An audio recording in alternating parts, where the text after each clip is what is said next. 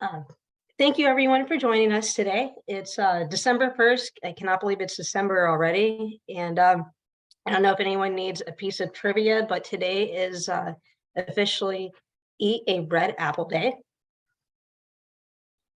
Thought I'd share that before we get started. So I am joined today with our PRD program office. On the call with me also is Chris Morris. He is the program manager. Again, I'm Stacy Smith. I'm the assistant program manager. We also have our support team, Pamela Scott and Scott McLean, on with us. In addition, since we are covering reporting drug and alcohol records today, we have the drug abatement policy branch on with us. So I would like to thank Vicki Dunn and Julia Brady also for being with us today and on standby if there's any questions. On here, I have their contact information with the phone number and email. So if you ever have any questions regarding Part 20 or 140, please feel free to refer to this information to reach out directly to the Drug Abatement Division.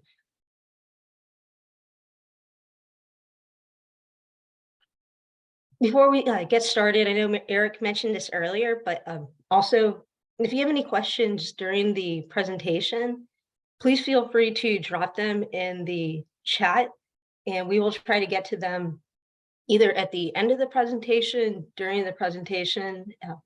If we're not able to answer your question today, we will take your email and reply to you as soon as we can. In addition, this presentation will be available at PRD on prd.faa.gov on our resources section, which is all the way down there at the bottom of the page. And it's also great if you ever have any questions or looking for any other information. So, okay, we are here today to go over how to report drug and alcohol records into the pilot record database. First, we will go over who is required to enter drug and alcohol records, determine which records need to be entered, when to enter those records, and which PRD roles can enter the records into PRD. From there, we'll go over a little demonstration on how to report the drug and alcohol records, and then we'll close out with any questions you may have. So, okay, the first part to this is really determining whether or not your air carrier operator is required to enter drug and alcohol records into the system. This applies to Part 121 air carriers, Part 135, along with Air Tour Part 91 operators as well. If you ever need any additional information, and you'll hear me referring to our AC a lot, AC 12068 Julia has a table 2-2 that also provides more information and references to regulations, so you can go back to review whether or not you're required to enter the information into the system. So once you've determined whether or not this applies to your air carrier operator, then it's time to determine which drug and alcohol records to enter into the system. So this here provides a brief summary that the records reported by air carrier and operator include verified positive drug test results, alcohol test results with a confirmed breath alcohol concentration of 0.04 or greater, determinations of a refusal to submit drug and alcohol tests, records related to an occurrence of an on-duty alcohol use, pre-duty alcohol use, or alcohol use following an incident or an accident, along with all results for return to duty or a follow-up test. It's important here to note that this is the only time that you will enter the information for a negative drug test. We often get questions about if it's every test that needs to be entered. If this information here is great to reference.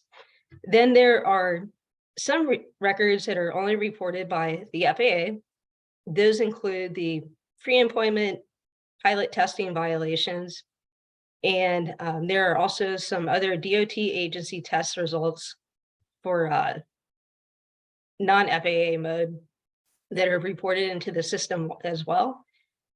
And if you need a great point of reference, also refer to the AC 120 60HA table B2 provides more detailed information as which records specifically need to be entered into PRD. I'm sorry, one more part that's really important to keep in mind is that even once the information is entered into the system, the records or the incident still needs to be reported to the FAA flight surgeon's office as well.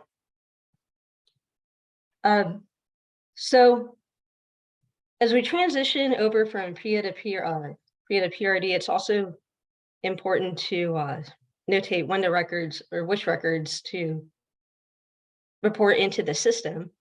So any new records for the Part 121, Part 135, and in the air carrier operators dated from June to forward must be reported into the system within 30 days of the test or occurrence. And as I mentioned earlier, please note that employers are still obligated to report Part 97 medical certificate holder violations to the FAA's Federal Air Surgeon within 2 days. The second part is historical records. Now, this only applies to Part 121 and Part 135. I know there's been some confusion since the reporting has gone into effect, and the table below just provides some additional information on when the records for the historical records are due in PRD as well. So records dated between January 2015 to June 10, 2020 will be due in the system by June 2023, and records older than July 2015 will be due by September 24.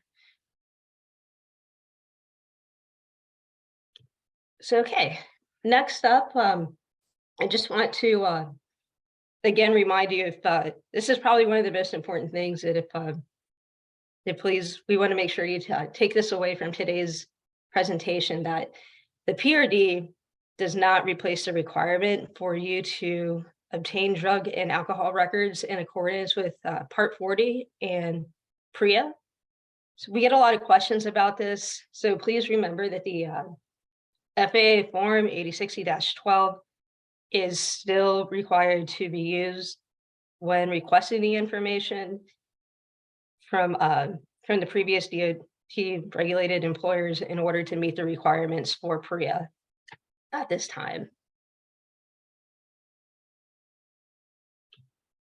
Now let's go over who's required to report the records in PRD. In order to report any drug or alcohol records in PRD, you must be an authorized responsible person, an authorized user contributor, or a proxy responsible person or proxy authorized contributor. So please make sure that you have one of these roles before trying to enter the information into the system. Another thing to keep in mind is when you enter the records into PRD, there is no delete function for the records. The record can only be edited or suppressed after it is saved in PRD. So, okay, let's take a look now and look at how to report the drug and alcohol records into the pilot record database. So the first thing is to come over to our PRD website, and you can access it just by typing in prd.faa.gov. When you get to the website, it's important to remember to come down over here to the tools section to enter the records. I know we'll get a lot of questions sometimes from our users once they log in. They don't see the section to enter records, and often it's because the user will go over here to this view records. So please remember, enter the portal down here through the tools section. Once you get through my access, then you should see the part here to select the role. So please make sure that you choose the either responsible person or user contributor role and press select from there. Once you press select, you'll come over here to the dashboard page, which also has some information on here and summarize how many records, and it's all based on your level of access. You may see how many records have been reporting, if you have any open requests, and so on. From this page, click the pilot search tab. When you get to the pilot search tab, enter the pilot certificate number, and then you have the option of entering the first name and the last name. I recommend putting the certificate number and just the last name. A lot of times, if you enter the pilot's first name and you don't have the correct name, well, the pilot often won't come up. So if you just leave that first name blank and type in the last name, perform the search. And if you have the correct information and the pilot is in the system, then this box will appear down here on the bottom with the pilot's information. If you're having trouble finding the pilot in the system, please send us an email at prdsupport.faa.gov. Remember to include the pilot's name, certificate number, the date of birth, and we'll look up to make sure that the pilot's in the system and you have the correct certificate number to report the records and help troubleshoot. So that's just one important thing to I want to remind you right here if you're having any trouble. So from this page, we'll select view. And when you select view, that'll take you over to the pilot's page to enter any of the information for the records. So to enter the drug and alcohol records, we'll come over here to the drug and alcohol tab. Select the tab. It'll take you over here to this page where you will be able to enter the occurrence date, the record type, the report type, and the test type. Based on which options you select over here in the drop downs, whether it's alcohol use or drug tests, will give you the next options to the next drop down, whether you're reporting with the reporting type and test type and so on. So once you're in this screen, if you can't find one of the options that you're looking for, check these sections above over here to make sure that that's right. And you can also refer to the table in, again, AC 12068 Julia B-2 or Bravo 2 that provides all the information with the different variations. I think there's about 30 different variations for the records that you can enter into here. So once the information is entered on this page, select save, and the information or the record that's been entered into the system will save, and you should see it populate here with this box right here. And again, this is another opportunity that's good to check, make sure everything's correct. Should you need to make any changes to the record, this is where you would click right here on this box right here to edit, go down, click on edit, and it will take you back over to this page so you can edit any of the data points right here. And then again, click save, and then it'll take you back over to this page. So that's pretty much it when it comes to reporting the drug and alcohol records. I think this is probably one of the easier ones, I think, compared to entering the training records. You don't have to worry about entering comments or anything like that. It's just straightforward with the data points, save, and then move on to the next record or any other information that you need to change into the system. From there, as I mentioned earlier, and I think you'll hear us say this a lot during any of the meetings when it comes, or any of our presentations when it comes to entering the record. The records cannot be deleted in PRD once they're entered into the system. You can suppress the record. So if you find a situation where a record does need to be suppressed, then we'll go all the way over here to the right, click on Add. That will take you back over to the page for suppression. Select Yes on the dropdown. Type the comment for the reason the record needs to be suppressed. If it was a mistake, enter Save. And then the record will show that it's been suppressed. You should only be able to view that record on your end. So only you, the air carrier, or the user will be able to view that information.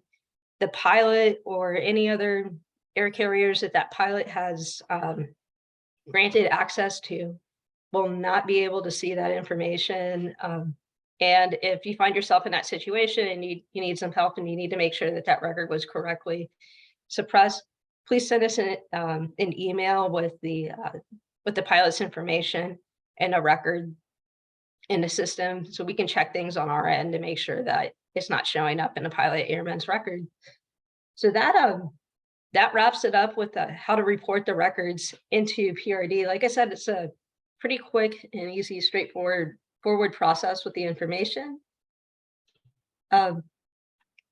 If you have any additional questions or need information, I always recommend starting out over at our PRD website.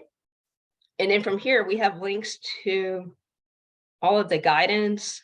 We also have resources with some quick PDF guides and everything to see how to log into the system, use the system. And then again, our team is always available at prdsupport@faa.gov to help answer your questions or get you to the right place to answer your questions. In addition, if you have questions that are specifically to for the policy Part 40 or Part 120, Drug Abatement has a great website with frequently asked questions on there as well for specific, and provides more specific information for reporting the records for the drug testing program and so on. So next up, that pretty much that wraps everything up on our end for the reporting drug and alcohol questions before, or drug and alcohol records, before we get over to the questions. But I did want to take this time to mention to you that on January 5th, we will have another webinar to go over reporting in detail, discipline actionary records, separation of employment, and NDR. So if you have the time, that's a really great webinar to attend. We get a lot of questions around disciplinary action records, separation of employment, and NDR.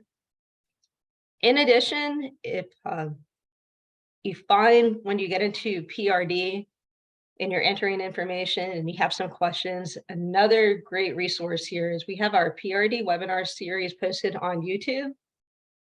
And if you go there, you'll see all of the webinars that we've given to date. And we also have our PDFs posted onto the website. So that's a really great resource to use when you're using PRD and understanding how to use the system and all the ins and outs and everything. So, okay, I guess that pretty much wraps up all of the information that I had to present today. I guess now we will move on to questions. Chris, do we have any questions that we can ask here? I can't quite see. Yeah, Stacey, we have a couple. So I will let me look at a couple of these and see if we can go over them a little bit here. We may ask for Julia or Vicky to help us with some of these, drug and alcohol policy specific questions. But so the first one I see here, do we put a crew member into the PRD that tested positive outside of the FA's jurisdiction? In other words, they were tested outside of the US, but the FA was notified. Vicky or Julia, do you want to answer that one? This is Julia. I'm happy to answer it, and thank you for the question. On this one, the answer would be no. So only a DOT test would go into the PRD. Anything done outside of the United States wouldn't have been done under Part 120 or Part 40. Great. Thank you, Julia. Mhm. So we have another question here. So another person says, where in 49 CFR does it allow us to post in the pilot records? I think what they're saying is, how do they have the authority to report these drug and alcohol records into PRD? So a couple of little points of clarification is that the PRD isn't actually taking pilot records per se, it's taking data points about events. So like, PRD, for example, isn't taking scans of a complete drug and alcohol report, for example. And those things are still shared between operators, like you always have done so. What PRD takes is enough information about the existence of an event, that there was a positive drug test, for example. And of course, that requirement comes from FAR Part 111. So you won't see that in Part 49, but it is addressed in Part 111. So I hope that helps with that one. Let me see if I have another in here. So another person is asking, after September 2024, is the goal to use PRD for retrieving drug and alcohol records, or we still need to use the -12? And that's a really good one. I'm going to let Julia chime in on that one. What do you think, Julia? Sure. Thank you, Chris. With this one, I will say that the guidance that we have right now is that you should continue to handle PRIA as you've always handled PRIA. We are still working a little bit on what will happen when PRIA sunsets, just to make sure that everybody is remaining compliant with Part 40 once PRIA is sunset, and of course with PRD. So we will have more guidance on that in the future, I would say is the best answer to that question. Thank you, Julia. Sure. Let's see, there is another one. And Stacy, you just been off the hook so far. Lucky you. So let's see, the next one here is once the API requirements are finalized, what we'll use it for. I'm kind of paraphrasing. So yeah, the API is a way for operators that have a lot of records to report records electronically versus typing them into the web-based form.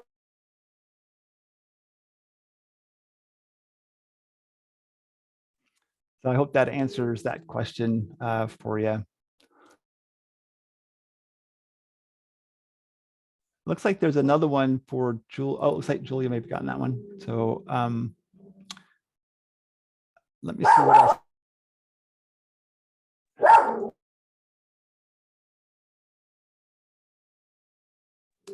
So looking through the question list here, let me see if there's another one here I can pick out for you.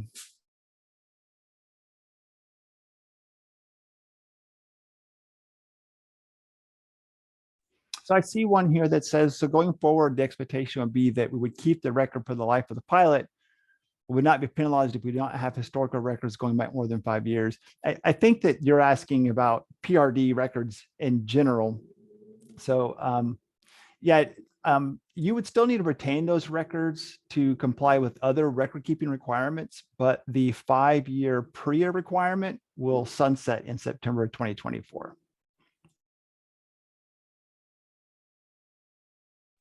And so let's see what else we have here. Is the PRD aiming to be something similar to the FA clearinghouse? I'm sorry, I don't understand that question. You may have to rephrase that and send that into us at prd.support@fa.gov. And I think that's the only questions I see here that, oh, actually, Vicky may have an answer to that one. Vicky, what do you want to say? Just to add on, thanks, Chris. I don't really have an answer, just to echo what Julia answered earlier, that at this time we're in drug abatement, we're evaluating how the PRD will work for the compliance with 40.25, the records check, which is what the Federal Motor Carrier is using their clearinghouse reporting system to meet that requirement. We would have to do collaboration and communication with DOT before we decide that, which is something we'll be working on as it gets closer to the September 2024. And we will definitely put out guidance on that, update FAQs and make the information clear as we get closer to it. So stay tuned. Great, that's super helpful. Thank you for clarifying that. So I don't see any other questions here, Stacy. That may wrap up our presentation then into our next webinar. Okay, well, I will go ahead and take it, and I'm happy to give everyone 30 minutes back to their day. So thank you very much for attending. And again, if you have any questions, please feel free to reach out to us at PRD support@faa.gov. Thank you, everyone, and have a great day.